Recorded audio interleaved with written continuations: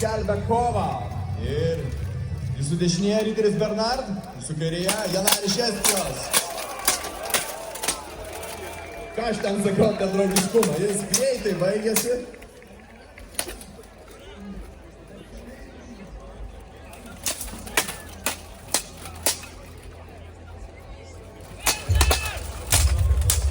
Aš nesu tikras, ar Janar pastebėjo, kad kova prasidėjo.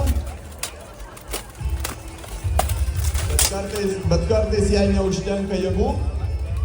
Čia yra paskutinė šio pogrupio kova. Publika, jūs dar turit jėgų? Ar jūs irgi jau nudvėsat, kaip kai kurie lyderiai?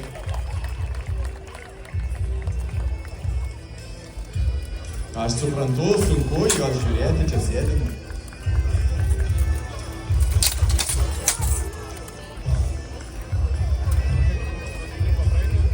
Kol kas panašu, kad pirmasis raundas gana aiškiai. Išvysite ir mūsų žirgų kovas. Tiek įgūdžių turnyrą, tiek kovas ietimis.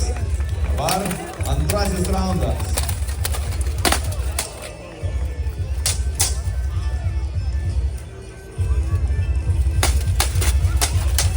Šiek tiek atgavo jėgas Ryteris Janar. Kol kas daugiau mažiau lygiai taškas į tašką atsako. Nervų karą žaidžia vienas su kitu. Nežinau, kuriam čia iš jų pasiseks laimėti jį.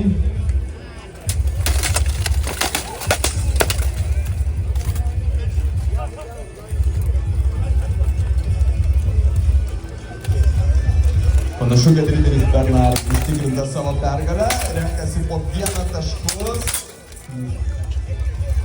Smūgiai stiprus, tačiau pavieniai. Užtikrinti, sakyčiau, pelno po tašką, taškas po taško, jisai renkasi savo pergalę. Laikas, stabdome dvikovą. Aš juokauju, teisėjų darbas be galo sunkus ir be galo sunkiai jie nusprendė, kad kovą laimė Bernard.